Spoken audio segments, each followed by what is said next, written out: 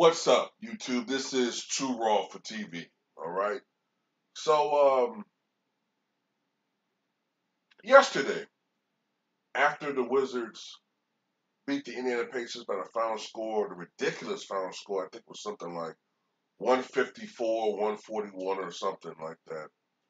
A very important victory because after this victory, the Wizards are now only a half game behind the Pacers for the ninth spot in the Eastern Conference, which would be amazing considering that at one point this year, the Wizards had the worst record in the NBA.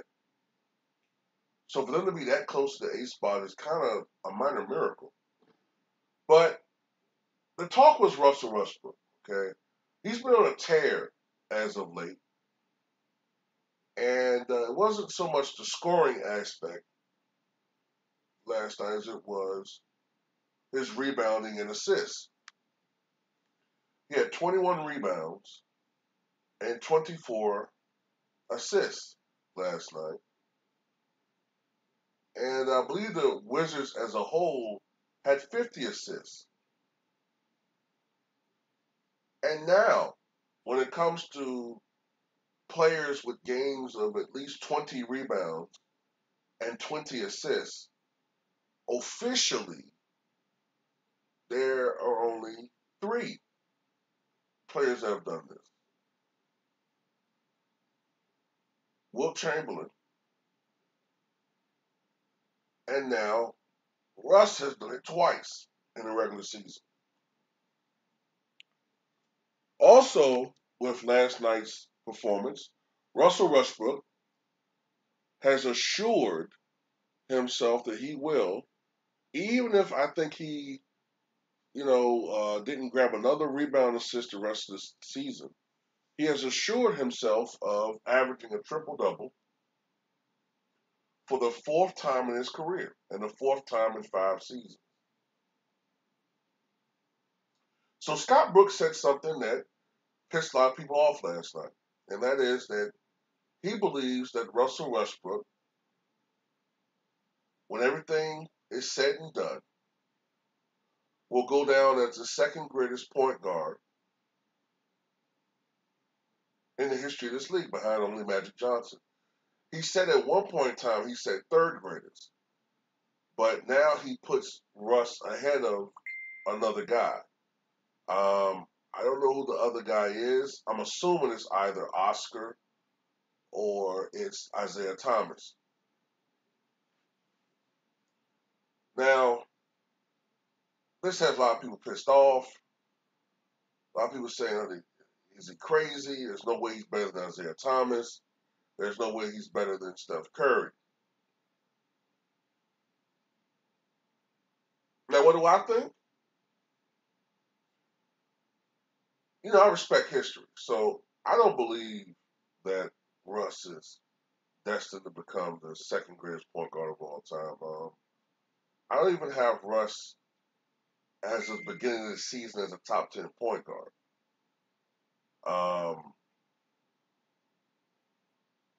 Is that subject to change this year? Maybe. But I have a hard time putting Russ ahead of Chris Paul.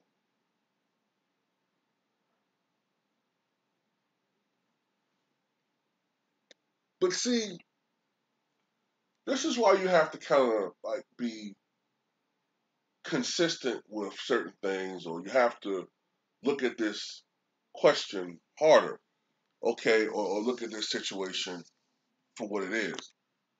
First of all, I see people have thrown Iverson in this conversation, or Jerry West, or even with Curry.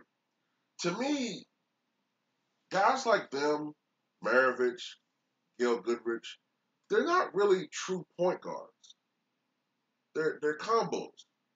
They're combo guards. To me, Jerry West, Gail Goodrich, Allen Iverson, Pete Maravich, they're shooting guards. Okay?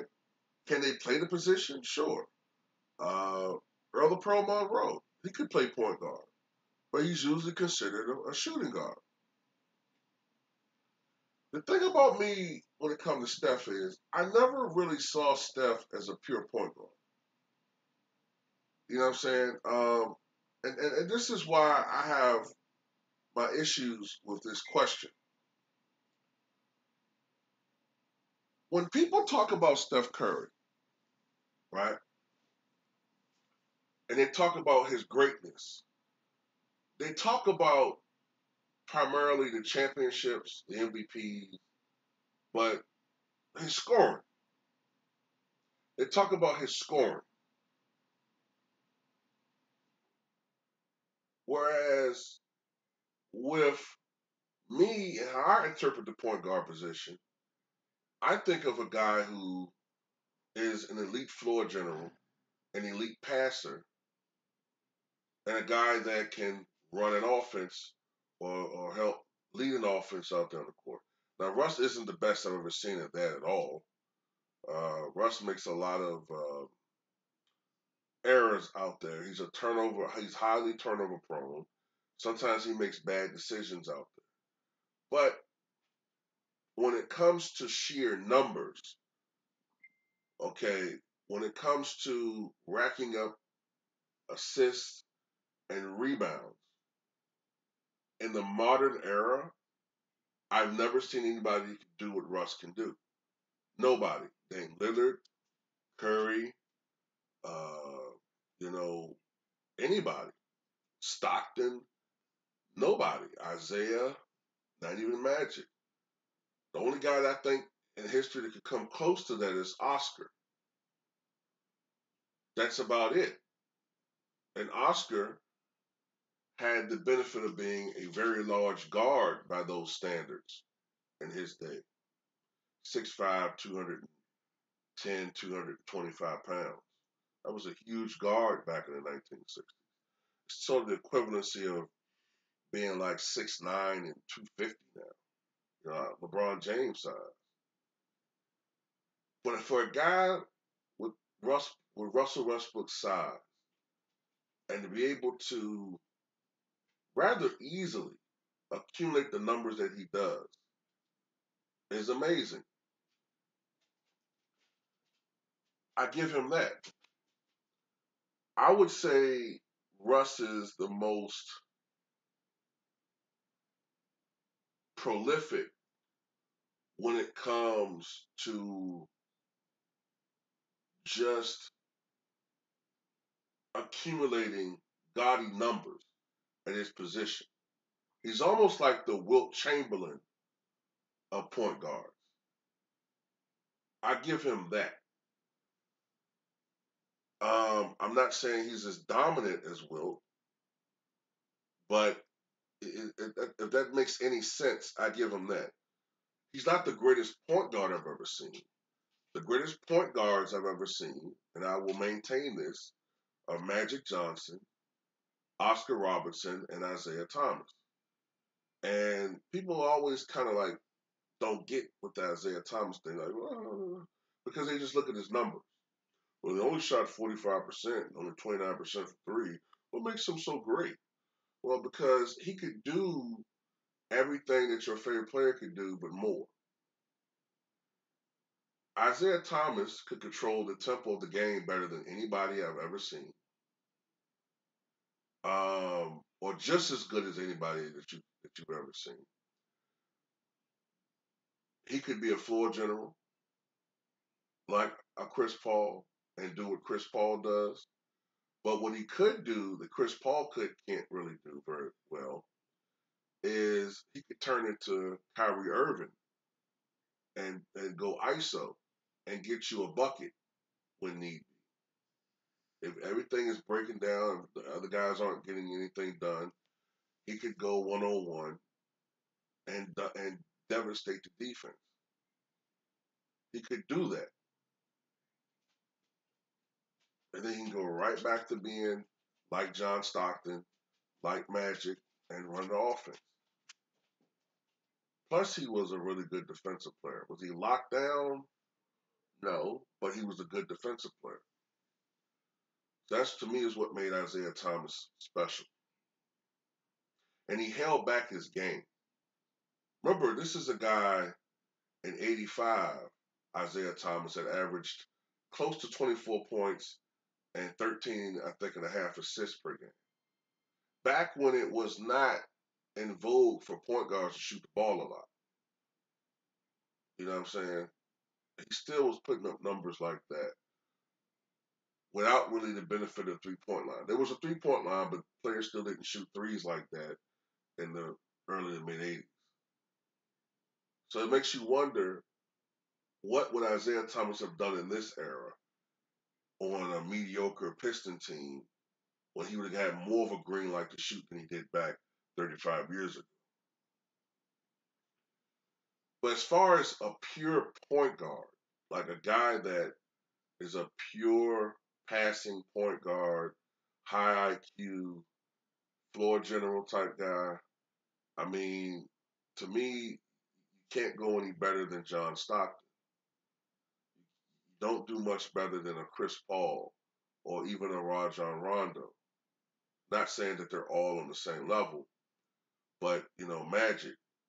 Those guys are the pure point guards. Steph Curry to me is something different, and that's why I have a hard time ranking him, because as a pure point guard, he's not on their level. However, as a player, as a shooter, he's the greatest shooter we've ever seen. He's a two-time league MVP. He's a three-time champion. So you have to rank him high. But I have problems with how you rank him. Because to me, it's kind of like the Warriors had two great, just great shooters. You know what I'm saying? They really just had two great shooters, the Warriors. And in this era of positionless basketball, you know what I'm saying, where when you really look at the Warriors, their main facilitator is Draymond. You know what I'm saying? He's their best facilitator. He's a bum overall, but give him that. So that's why it's hard for me to put Steph Curry over, Isaiah and Oscar. I can't do that. Not as point guards. You know what I'm saying? It's just hard. It's hard for me to do that. And also, Steph Curry didn't have a league where he had to contend with a Michael Jordan and a Kareem and a Magic and a Larry and a Julius Erving and all these other guys for the MVP award, like Isaiah Thomas did. You know what I'm saying? He had to contend with a lot of different guys for that award. He had to contend with not just the guys I mentioned, but also Moses Malone and Charles Barkley and Karl Malone. You know what I'm saying? He had to contend with Akeem Olajuwon. All these different super legendary players all playing at one particular time. Also, it can be argued that the NBA has made a lot of rule changes, a lot of changes over the past 15 years to help a guy like Curry be more dominant. Whereas you can make the argument that Russell Westbrook would be more appreciated if he was playing 20 years ago. Now, I do know this. I don't believe that Russell Westbrook would be putting up the same numbers if he was playing 20 years ago. Okay? I just don't see it. When you have, trees and great rebounders like Shaq and Mutombo and Mourning, you know, uh, Kevin Garnett, Tim Duncan, Zach Randolph. We still had a league that was still dominated by a lot of bigs, Rasheed Wallace, um, Sharif Abdul-Rahim, Antonio McDyess, Amari Stoudemire, Jermaine O'Neal. You get the picture. When you still had a league dominated by that many bigs, Russ is not just going to be snatching as many rebounds. I think that he would be sort of like a combination of Jason Kidd and maybe Iverson a little bit. You know what I'm saying? I think that the pace would be a little bit slower. It'd be more of a defensive game. I think in that era, Russ would probably average more like, oh man, I'd say 19 points, maybe 6.5 rebounds, maybe 8 assists. I see him putting up numbers like that. And I think he would have his fair share of triple doubles. But I think he would have ended up more with 90, you know what I'm saying? Uh, 90 to maybe 100 triple doubles. Somewhere along the line of Jason Kidd, you know what I'm saying? But 180 something, now a lot of that and beyond is because of the era that he's playing in right now.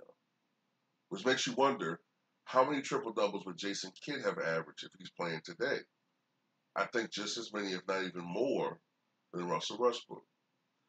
So this is my thing. This is what I'm trying to say, man. Look, Scott Brooks this is his guy. Okay, going all the way back to OKC. The coach is going to say favorable things about his guy. Do I agree with what he said? No. Where do I rank Russ as a point guard? As a point guard, I would rank him right now maybe top 13-ish, maybe top 12. But as far as, that high, no, I couldn't rank him that high. But then again, I don't have Steph Curry as high as other people have him. You know what I'm saying? Because I think that a lot of people are shitting on other guys. And I think a lot of people really need to do their research when it comes to Isaiah Thomas. When it comes to Isaiah Lord Thomas, a lot of people need to do more of their research. You know what I'm saying? And also when it comes to John Stockton. I saw uh, Shannon Sharp say that, well, Magic couldn't really score like that today. He wasn't really a scorer. Well, I take umbrage to that because if you're saying 30 points a game, no.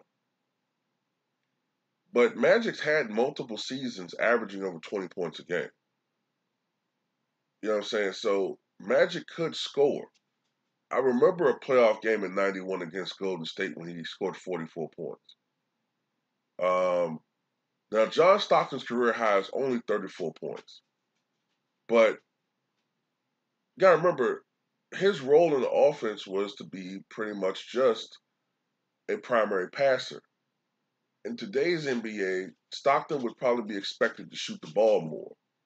And let's not forget that Stockton, even then, Stockton was a 50% career shooter, I think a 38% career three-point shooter, and an 82% foul shooter.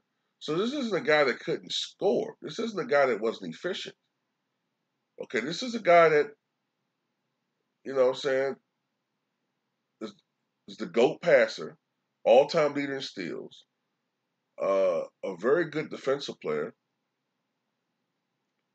and was a clutch performer. And, I could easily see Stockton in today's NBA. I'm not going to sit there and say he would average 20 a game, but I could see him putting up some Steve Nash type numbers. I could see him averaging, instead of, 11 points or 12 points, whatever it was he was averaging, I could see him averaging more like 16, 17, maybe even 18. But I don't know. That's just me. Tell me what you guys think.